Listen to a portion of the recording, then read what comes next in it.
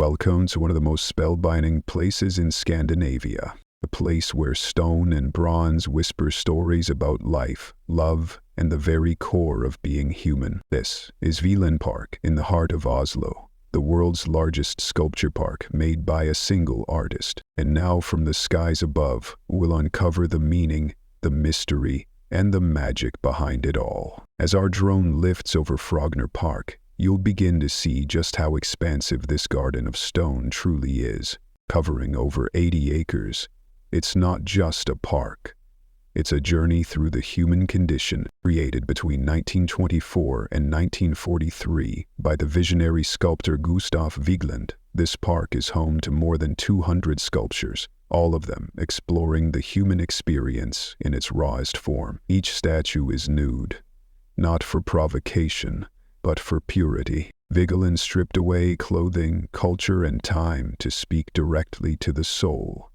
Gustav Vigeland wasn't just a sculptor, he was a philosopher, a rebel, a man obsessed with the cycle of life. Born in 1869, he dedicated his entire career to exploring the human figure. What makes Vigeland unique is this: he didn't just sculpt a few pieces, he designed the entire park. The layout, the landscaping, even the wrought iron gates, all part of his vision. As we drift over the park, remember, every path, every line of trees, every angle of the sun was planned to complement the art. Below us now you see the bridge. It stretches 100 meters and holds 58 sculptures, each representing moments of daily life. Children at play, lovers embracing, arguments, laughter. One of the most beloved statues is the Angry Boy, or Sinatagen, a little toddler caught mid-tantrum. His expression is unforgettable, pure, unfiltered emotion. These aren't gods, they aren't heroes, they're us, at our most real. Each one shows the human journey: childhood, adulthood, aging, and finally death. But not in sadness, in reverence. Notice how the roots and branches curl together, hinting at something eternal. Now we rise to the most iconic sight in the entire park: the monolith. Carved from a single block of granite, standing over 14 meters tall, it features 121 human figures, all entangled, climbing, grasping, rising. Some see it as man's eternal struggle. Others say it's the longing for something higher, spiritual, divine. The plateau itself is flanked by 36 granite sculptures, surrounding the monolith like ancient guardians. This section was so complex it took over 14 years to carve. From the sky you can see what's hidden on the ground: symmetry, rhythm, harmony. The wrought iron gates form labyrinthine patterns that mirror human DNA. The paths intersect like life choices. The shadows of statues stretch and twist like time itself. This park is more than art. It's a meditation.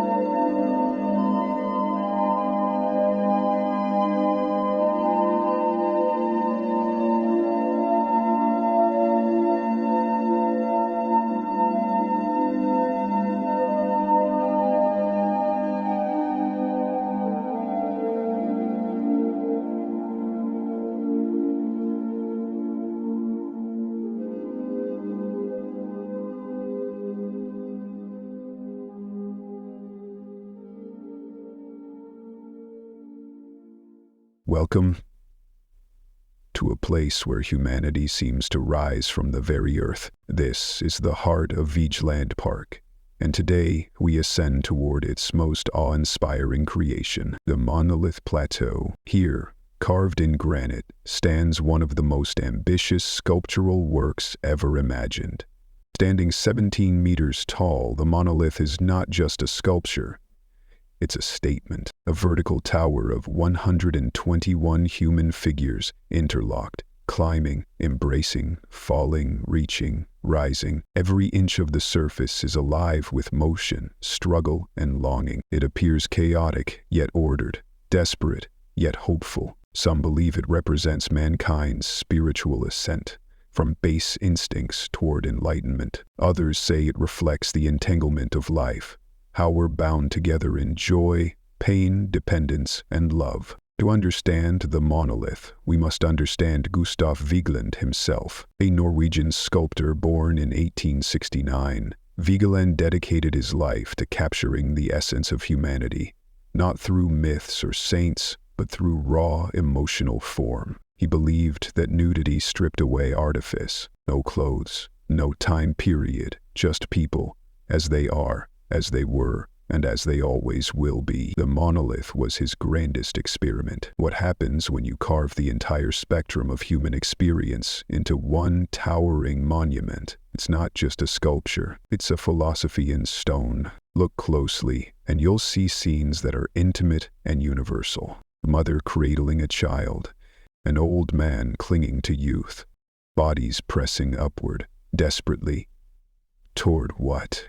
Or a summit that can never quite be reached. The figures are faceless, but their emotions are unmistakable. It's humanity, stripped bare and laid out like a living scroll. Some embrace, some cling, some push, some fall. It's the full cycle of life and death, all within one vertical plane. This is not triumph, it is persistence. This is not divine, it is deeply human. The monolith doesn't stand alone. It is surrounded by a terraced plateau with 36 granite sculptures, each a study of relationships, man and woman, parent and child, youth and age.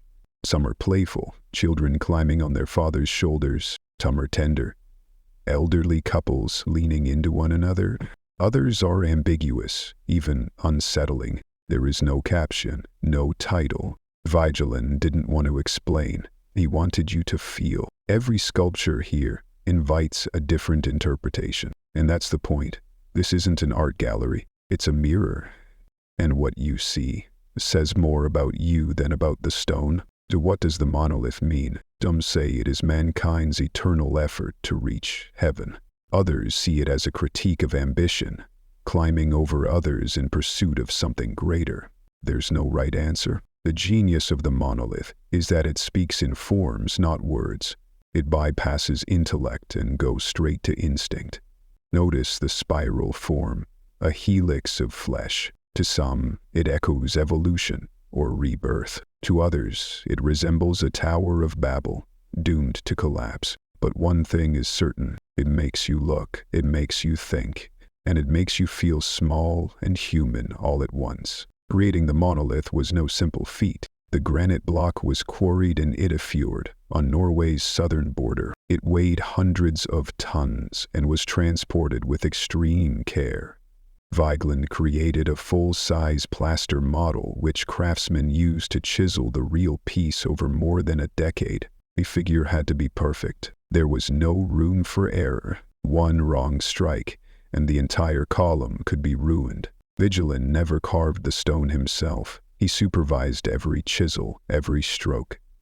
He lived just across the street in what is now the Vigeland Museum, watching his vision take shape from his window. Even today, the Monolith Plateau feels almost sacred. Visitors speak in hushed tones. Children stop to stare. Some people weep. It's not because the stone is dramatic, it's because it tells the truth. In a world of noise and distraction, the monolith asks us to look inward, to reflect on who we are, who we've been, and what we are becoming. As we float above this astonishing work of art, we are reminded the monolith is not just about stone, it's about us.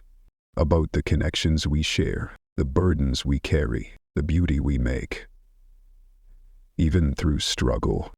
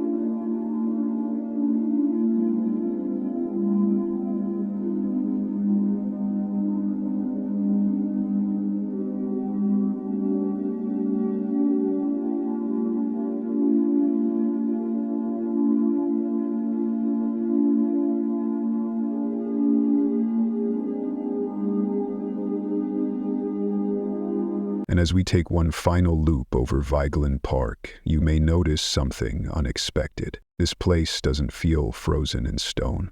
It feels alive. Every sculpture reflects a part of us: joy, fear, connection, loss, rebirth. From birth to death, from child to elder, every stage of life has a place here. In Vigeland's world, every person matters. Every emotion counts. And though he never left Norway, his art speaks to all of humanity. Thank you for joining us in this aerial journey. As you descend back into your day, take a piece of this stillness with you. And remember, life is the sculpture, we are the art.